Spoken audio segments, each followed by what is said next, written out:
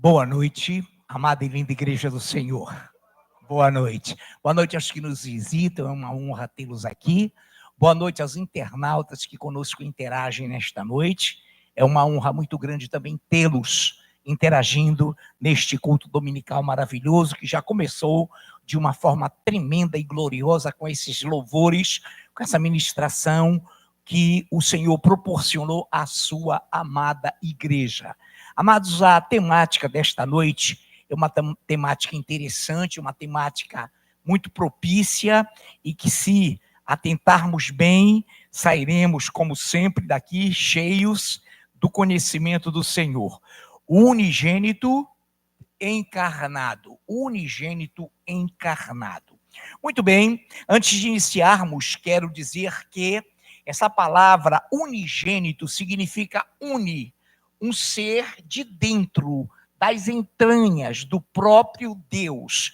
Um único, unido a Ele, em nascença, em congenitura, primogênito. Ele é une com Deus. E nós vamos então trabalhar esse unigênito encarnado.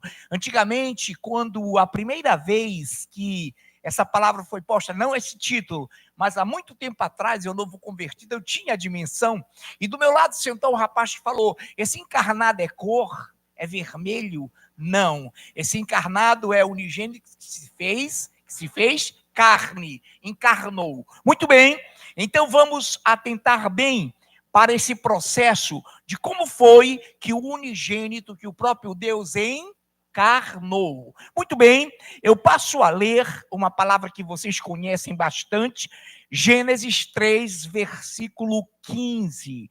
Gênesis 3, versículo 15. Porém, inimizade entre ti e a mulher, entre a tua descendência e o seu descendente. Este te ferirá a cabeça e tu lhe ferirás o calcanhar. Te bendizemos, glorioso Deus, eterno e maravilhoso Deus, que estás aqui para ligares e desligares conosco. Tudo que aqui fizermos, porque o Senhor está presente. Canta louvores conosco e está onde 2 ou 3 pessoas reunidas estão. E nesse momento te agradecemos pelos 5 minutos de oração que tivemos, pela linda e gloriosa ministração, pelos lindos e gloriosos louvores. E agora também, Pai, capacita-nos, como sempre tens feito, para que não fujamos, para que não saiamos desse vislumbre, dessa visão gloriosa já trazida aqui pelo teu ministério de louvor. Que em nome de Jesus possamos, Pai, fazer o que tu queres nesta noite, em o nome de Jesus. Amém. Essa profecia, essa palavra profética, porém inimizade entre ti, serpente, e a mulher, entre a tua descendência e o seu descendente, descendente da mulher, este descendente da mulher, te ferirá a cabeça e tu lhe ferirás o calcanhar. Muito bem, estava aqui profetizando a forma como Cristo, descendente da mulher, que descenderia da mulher, iria pisar a cabeça da serpente, a cabeça do inimigo de nossas almas, na cruz do Calvário. No livro do Pentateuco, no 5º livro do Torá, Deuteronômio 18, versículo 15, Deus disse assim: o Senhor teu Deus te suscitará um profeta do meio de ti, de teus irmãos, semelhante a mim. A ele ouvirás, segundo tudo o que pediste ao Senhor teu Deus em Horebe. Quando reunido o povo, aí 2 pontos, abre aspas, Moisés dissera, e Deus está fazendo Moisés relembrar: não ouvirei mais a voz do Senhor, meu Deus, nem mais verei esse grande fogo, para que não morra.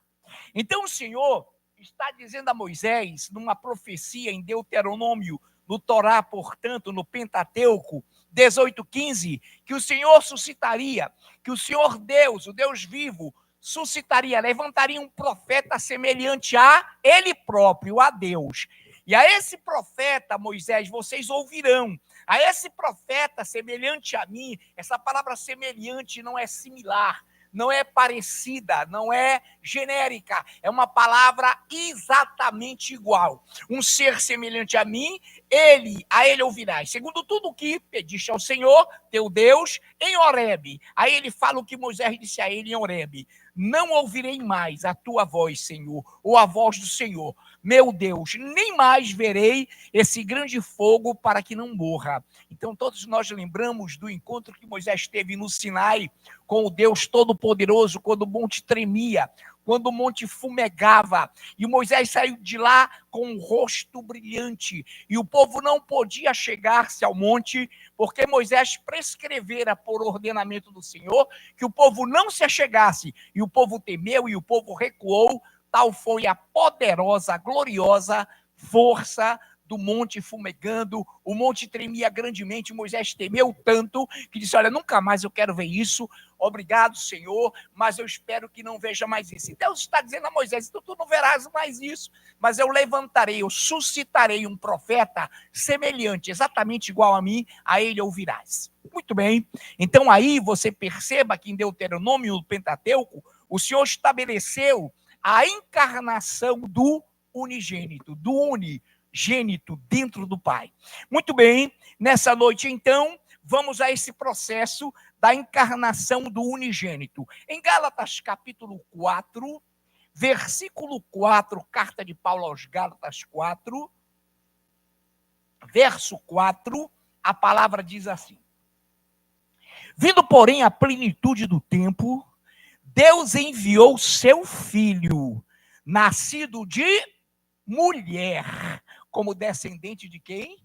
De Eva. Nascido de mulher, nascido debaixo da lei, para resgatar os que estavam sob a lei, a fim de que recebêssemos a adoção de filhos. Então Jesus humanizou-se, se fez carne, e obrigatoriamente, para que Deus, que não é Deus que jamais mentiu, pudesse dizer que ele se faria homem, se encarnaria, estaria como homem para nos adotar. Então, ele nasceu sob a lei, nascido de mulher, sob a lei, para resgatar os que estavam sob a lei.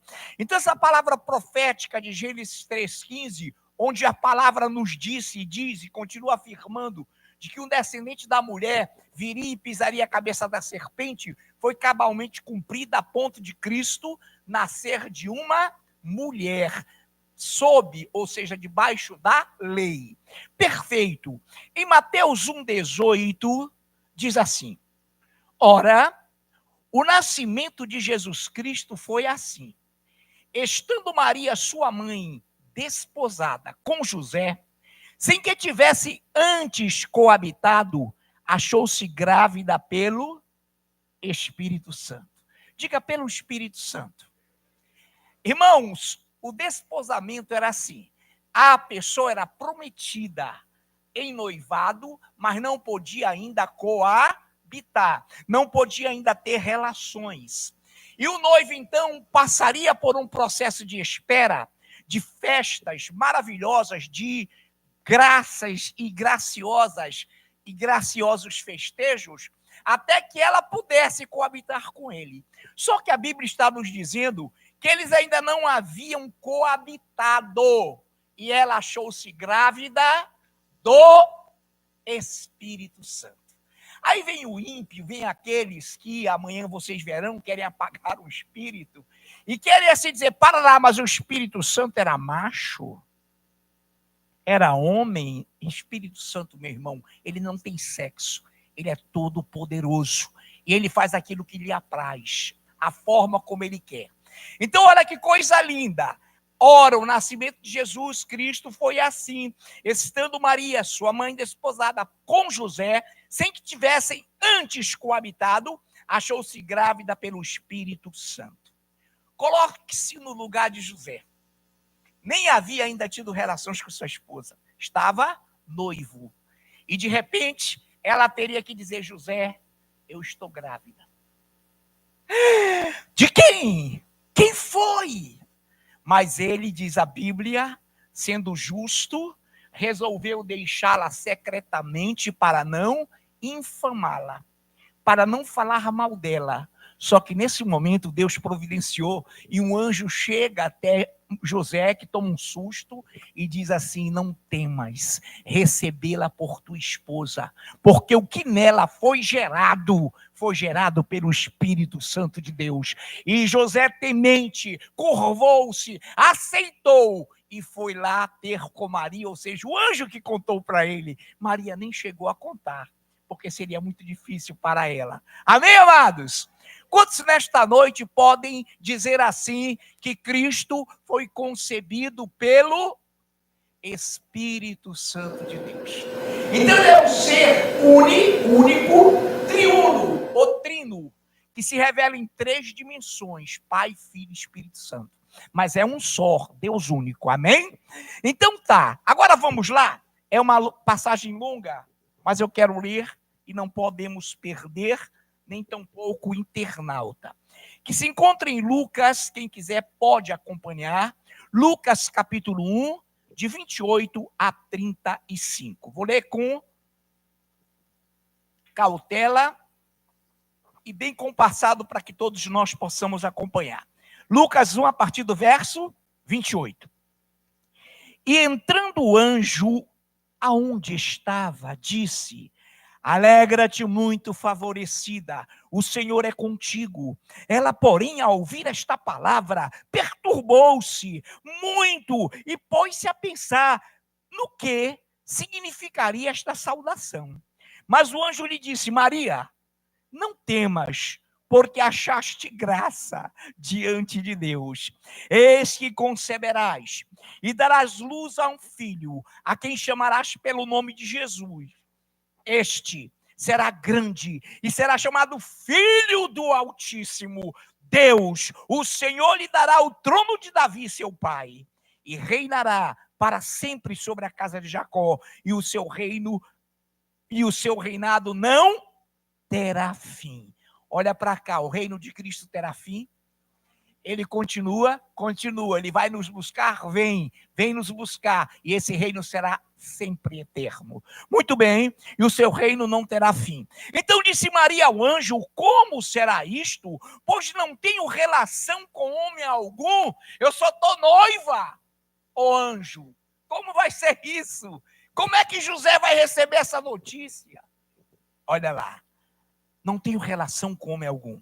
Respondeu-lhe o anjo: descerá sobre ti o Espírito Santo, e o poder do Altíssimo te envolverá com a sua sombra. Por isso, também o ente santo que há de nascer de ti será chamado Filho de Deus.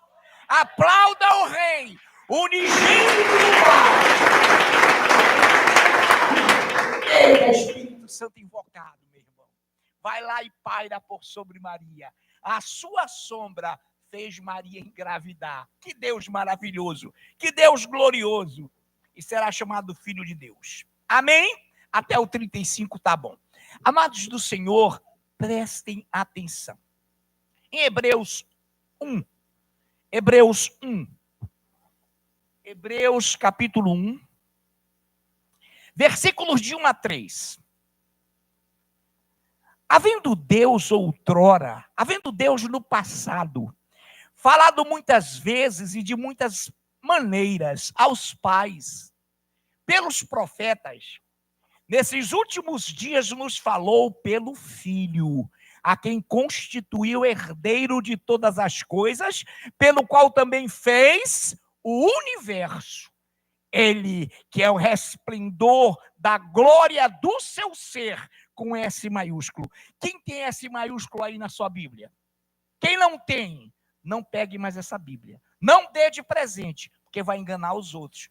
Estou brincando, não tem Bíblia com S minúsculo, amém? É ser, o ser divino. Vou repetir. Havendo Deus falado outrora de muitas maneiras e formas aos pais pelos profetas, nesses últimos dias nos falou pelo Filho, a quem constituiu herdeiro de todas as coisas, pelo qual também fez o universo. Ele, que é o resplendor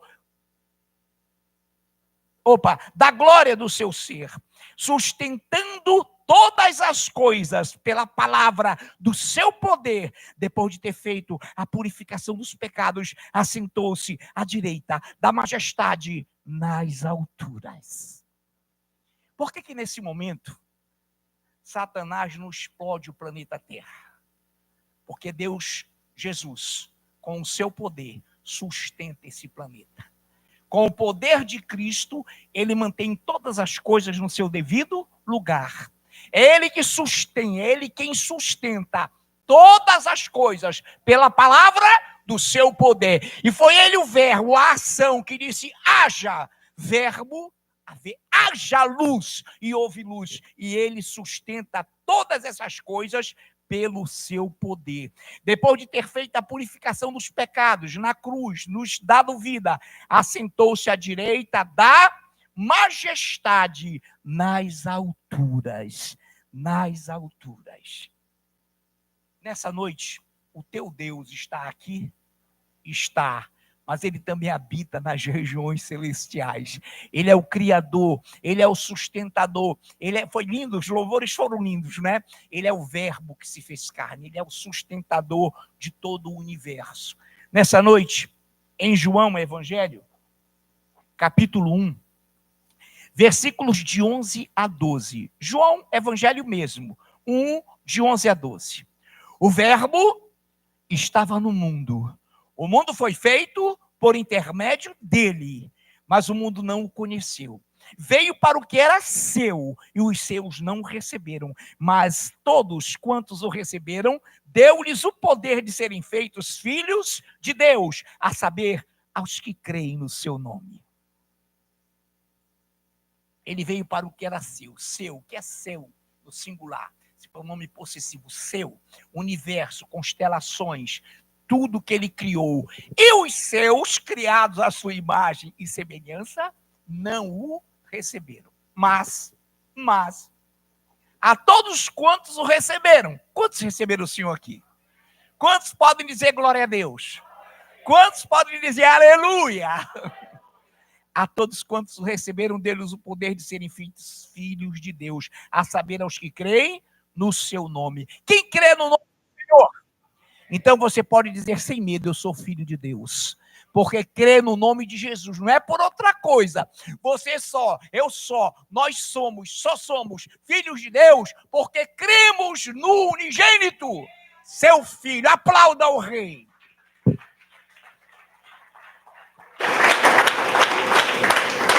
Vamos remir, vamos combinar tremendo esse final.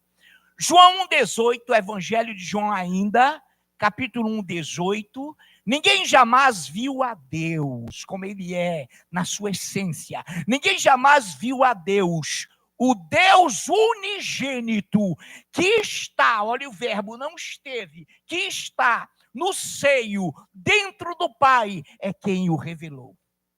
Amém, amados? Ninguém jamais viu a Deus como ele, na sua verdadeira forma. O próprio Cristo falou isso. Ninguém jamais viu a Deus como ele é. Porém, foi o Filho quem o revelou. Foi o unigênito quem o revelou. Muito bem, vou repetir. Ninguém jamais viu a Deus, o Deus unigênito, que está no seu seio, é quem o revelou. Seio dentro dele. Dentro do seu, no interior, nas entranhas do Deus vivo. Mateus 11, 27, palavra gloriosa. Tudo me foi entregue por meu Pai. Ninguém conhece o Filho senão o Pai. E ninguém conhece o Pai senão o Filho. E a quem o Filho o quiser revelar. Quantos aqui já viram Deus como ele é na sua essência? Não? Eu também não. Mas quantos aqui tiveram a revelação de quem é Deus? Quem revelou para mim, para vocês, para nós? Cristo. A quem o Filho quiser revelar. Então, quando cremos em Cristo, unigênito, ele nos torna filhos de Deus e ele nos mostra quem é Deus, porque somente ele pode fazer isso. Nessa noite, portanto, tudo me foi entregue. Tudo, diga tudo. Tudo. Mas ninguém vai cantar agora. Eu estou brincando, eu não conheço esse louvor, amém? Tudo. tudo. Amém? Tudo me foi entregue por meu Pai. Hebreus 10, 3 a 5. Entretanto, nesses sacrifícios, faz-se adoração, faz-se recordação. Vou repetir Hebreus 10, de 3 a 5. Entretanto, nesses sacrifícios, faz-se recordação de pecados todos os anos, porque é impossível que o sangue de touros e de bodes remova pecados. Por isso, ao entrar no mundo, diz: sacrifício e oferta não quiseste, antes um corpo me formaste. Ei, Jesus, ei, igreja, Jesus, o teu Salvador, se tornou corpo, encarnou, foi o unigênito encarnado. Sacrifícios e ofertas não quiseste, antes corpo me formaste, para que ele pudesse pagar o preço. Porque sangue de bodes e de touros não remiam, não lavavam pecados, porém o sangue de Jesus, definitivamente, de uma vez por todas, nos remiu de tudo quanto nos era substancial para a vida eterna. Muito bem. João 1, 14, João Evangelho 1, 14. E o verbo se fez carne e habitou entre nós, cheio de graça e de verdade. E vimos a sua glória, glória como do unigênito do Pai. Ele se fez carne, guerreiros, igreja, guerreiras. Ele se fez carne e habitou entre nós, de graça e verdade. E vimos a sua glória, glória como do unigênito do Pai, único com Deus. Hebreus 10, 11. Hebreus 10, 11. 10, 10, perdão. Hebreus 10, 10. Perdoa, igreja, perdoa. Nessa vontade é que temos sido santificados, mediante a oferta do corpo de Jesus Cristo, uma vez por todas. Nessa vontade é que temos sido santificados, mediante a oferta do corpo de Jesus Cristo, uma vez por todas. Só somos santificados porque ele se fez carne. Só somos santificados porque ele é o nosso Salvador. Só somos santificados porque ele intercede por nós. Que coisa gloriosa, que coisa gloriosa. Em Apocalipse, capítulo 19, essa minha linda e amada esposa, a pastora Nayuf, que nos leia Apocalipse 19, de 11 a 13, enquanto eu saboreio aqui uma água.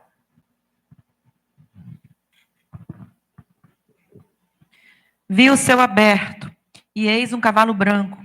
O seu cavaleiro se chama Fiel e Verdadeiro, e julga e peleja com justiça. Os seus olhos são chama de fogo. Na sua cabeça há muitas diademas. Tem um nome escrito que ninguém conhece, senão ele mesmo. Está vestido com um manto tinto de sangue, e o seu nome se chama o Verbo de Deus. Oh, glória a Deus! João teve essa visão linda em espírito. De Pátimos foi ao terceiro céu em espírito, viu o céu aberto e eis um cavalo branco. O seu cavaleiro se chama Fiel e Verdadeiro e julga e peleja com justiça. Os seus olhos são chama de fogo, na sua cabeça há muitos diademas, tem o nome escrito que ninguém conhece, senão ele mesmo. Está vestido com um manto tinto de sangue e o seu nome se chama o Verbo de Deus.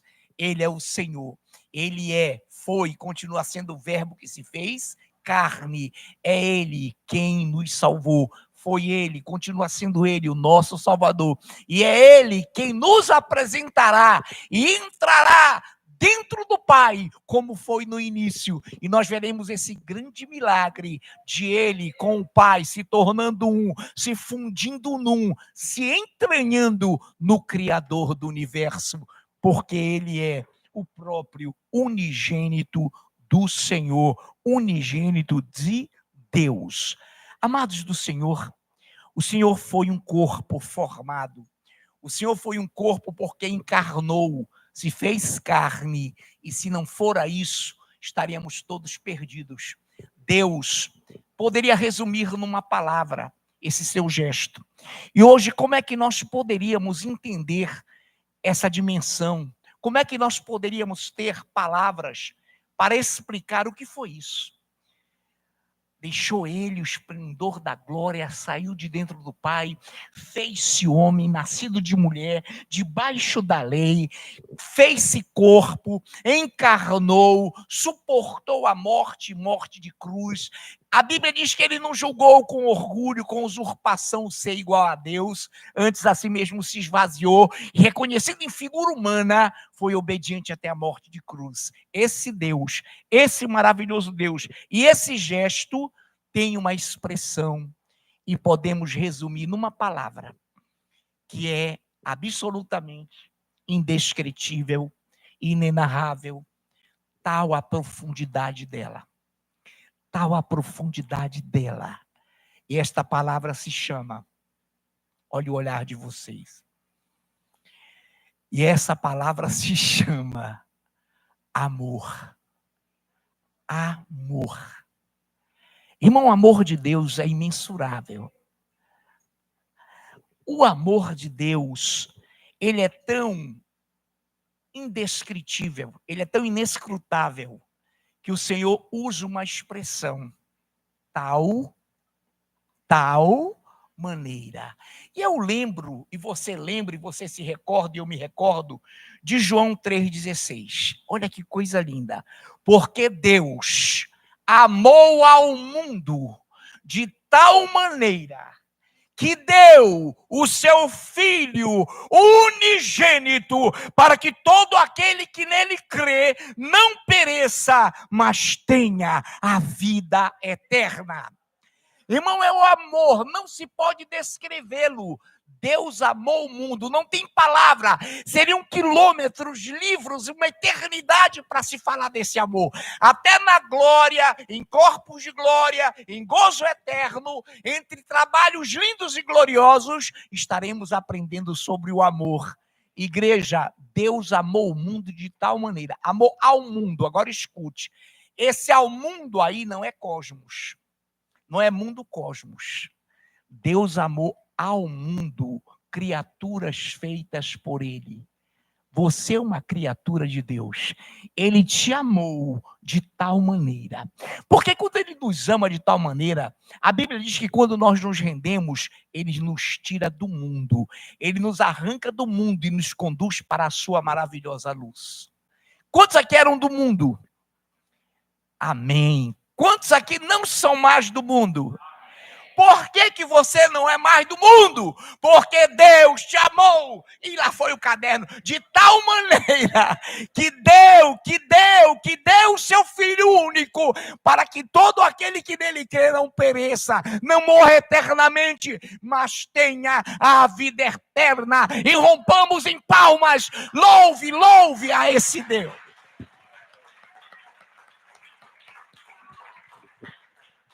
Aleluia. Senhor Deus, obrigado por essa palavra simples, por essa palavra tão gloriosa, já cantada, já louvada pelo teu ministério. E agora nós convocamos para esse ministério novamente, para que suba, para que venha ao altar